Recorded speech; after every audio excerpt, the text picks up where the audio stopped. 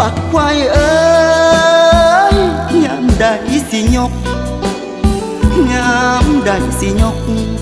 ยามใดสิยกจากเธอเฮาละเบอคือให้ท่าดนคักลายจบแล้วนิทานไผละเป็นคนยกดอกต่อไปอย่าให้เฮาท่าดนหลาย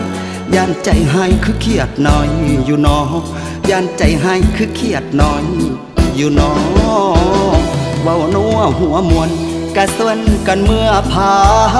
ผ่อนพักกายที่มันล้าอ่อนมืออื่นสิได้มีแห้งสู้วิธีบ้านของคนขายแห้งกินอยู่ถ้าผู้สาวมารับรู้บ่หูสิรับได้บ่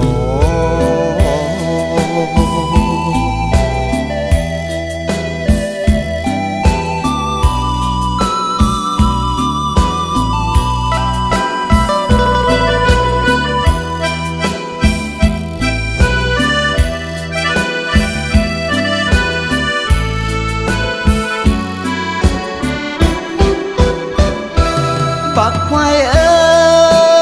ยยามใดสิยก